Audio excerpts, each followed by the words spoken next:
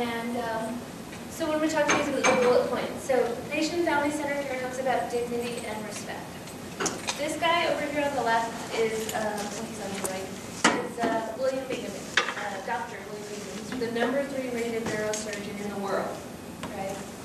And our first meeting with him, when we walked in, he came in and said, "Hello, my name is Dr. William Bingaman. I have 3 children. They're all healthy.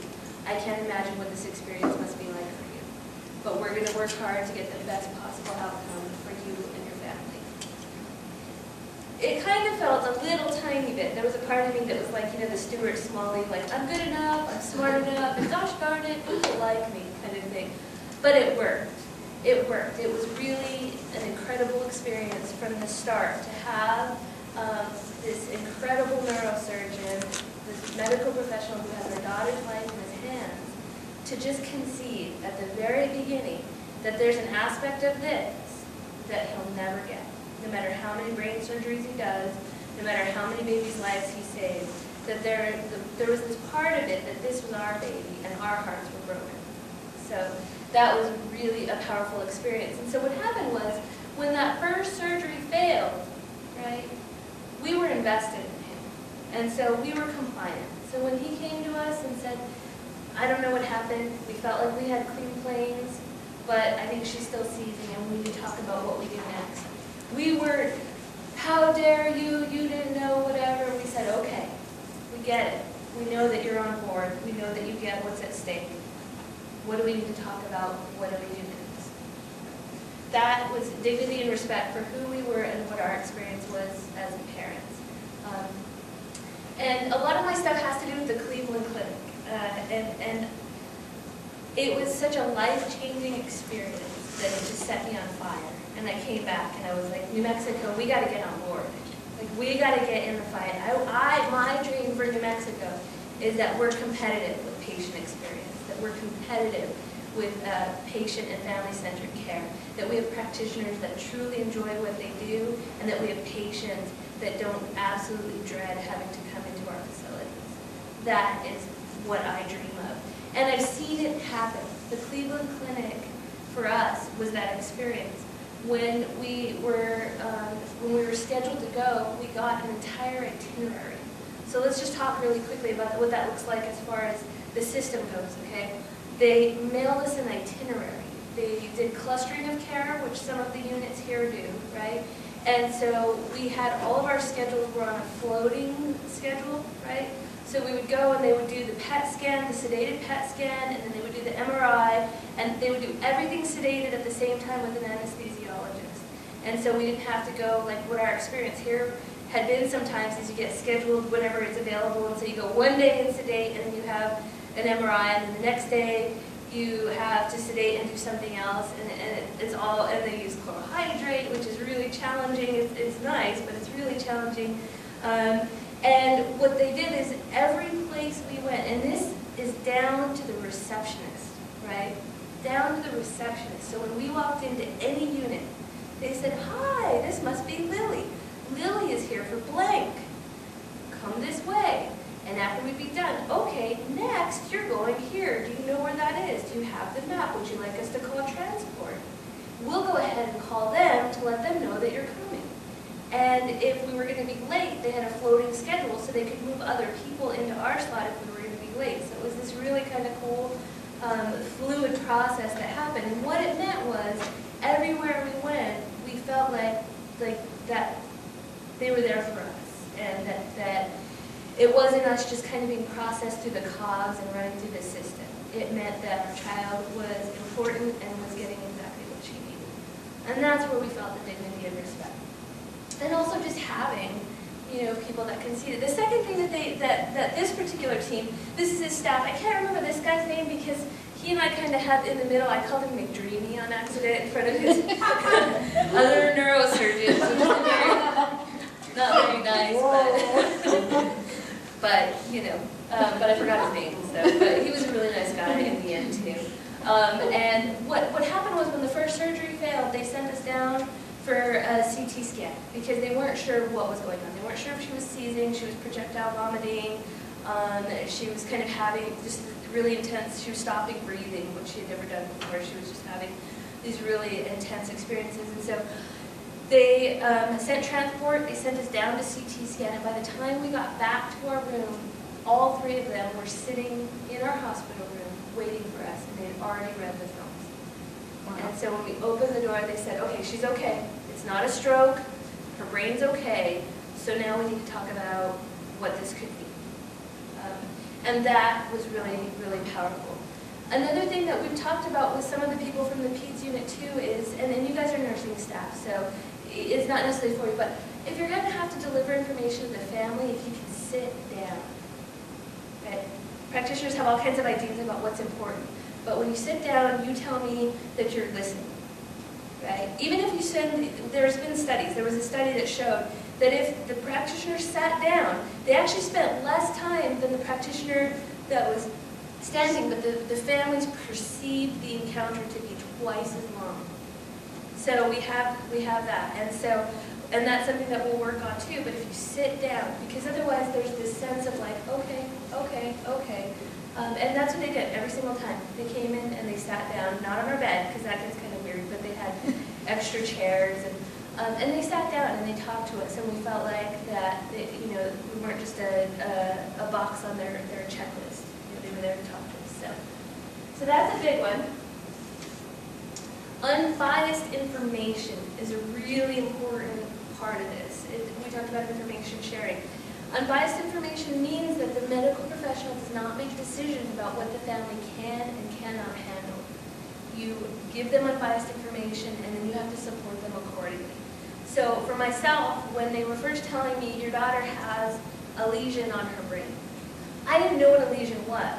And in my mind, I saw like a when someone has like HIV or AIDS, when they get those, you know what I'm talking about, like what are they called? Kaposi sarcoma. Sarcoma, yeah. And so I was thinking of something maybe like this wide and maybe like this thick on her brain, and I wasn't really sure. And it wasn't until they brought a laptop in and they brought up the image of her MRI where I could see that, and this is actually after her surgery, but I could see this giant hole right here. There was like a softball-sized hole in the middle of her brain, and that's a totally different scenario, right? And it was something that I needed to see.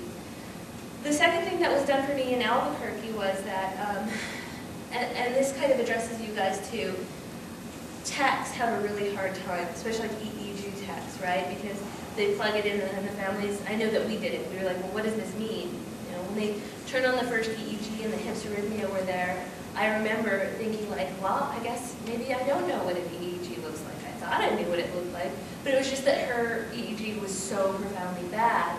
And right away the EEG tech was like, I can't tell you anything, don't ask me anything, I don't know, And so what happened was the neurologist that we got was the director of the EEG lab at the hospital we were, and started to kind of get the hint that my husband and I we were sharp cookies. Like we could handle it, and we needed this information. We needed as much information as possible. Some families don't want that much information, but you start giving it to them, and then you judge it from there. We needed information, so what he did was like by the second EEG, because we had to go like every 2 to 6 weeks, depending on the meds that we were on, they gave us a tutorial where they pulled up what a normal EEG at 6 months old looks like, and they pulled up hers, and they explained to us like the discontinuous pattern and why that's really bad. And so from then on, anytime we went for an EEG, we didn't have to stress the tech. We had an idea of what we were looking at, and we knew if she had the pattern that was really, really bad or whatever. We had a notion of what that looked like. And that was something that we were able to carry out to other families. When we would meet other families inpatient and they would feel really out of control, then we were able to translate it out of medical speak into this is hypsarrhythmia, this is what it means, this is what it does, our understanding, and that's really helpful. They also gave me all of the CDs for all of this stuff so I could have it, and there's something really powerful about having your own medical information. And so unbiased information, really, really powerful. So we needed help, and this is where, and they asked me, and we talked about that I'm going to gauge this more for nursing staff, because that's what you guys are. So we had a huge failure around medication. medication was the single most traumatic experience of having a child with epilepsy and infantile spasms. So what happened was we were given ACTH on a Friday at 3 o'clock. And it's this, gel that has to be kept cold. And they said, okay, we'll send you home with the ACTH and the needles, and home health care is going to meet you at your house, right? So we leave the hospital, ACTH, 50% of babies, it stops the infantile spasms almost instantly, right? Got to do it, the sooner the better. And as we were leaving the hospital, we get a phone call from home health care that they're understaffed, so nobody's going to get to us till Monday. And we didn't know what to do, you know what I mean? Like, this was our baby's life at stake, and so luckily we had a relationship with our pediatrician, and we called him, and what he allowed us to do was to come to his practice all weekend and made his nurse available, because, the pediatricians, they don't know how to inject anymore. I was like, you're not going to do it? He's like, I haven't touched a needle in 10 years. I was like, really? It was bizarre to me. And what the nurse was able to do is she realized they had sent us home with diabetic needles to pull this gel out of the bottle. Well, there was no way we were going to get this cold gel out of there. And so then she was able to write us a script for the proper needles that we needed, and we were able to get those 2 doses, and then home health care came out on Monday, and we already knew how to do everything, but we had to get certified with them in order to be compliant. So that was one way. The next way is that nobody, when we were first admitted inpatient, nobody talked to us about how to give a 6-month-old an elixir of phenobarbital. It tastes horrible, and nobody talked to us about that. Nobody talked to us about suppository or anything.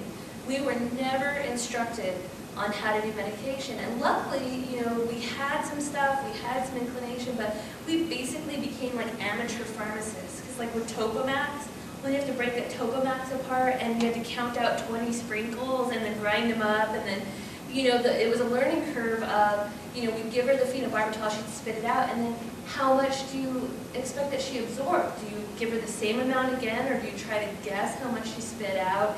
And it was a really traumatic experience to have to pin a 6-month-old baby who's seizing down, put the phenobarb in her mouth, and then hold her mouth shut while she dry heaves. It was horrendous. I still have a neighbor that was like totally traumatized by this. Like every time, the topic of that time comes up, she like starts to cry and go, I can't believe you had to do that. Like it was really horrible.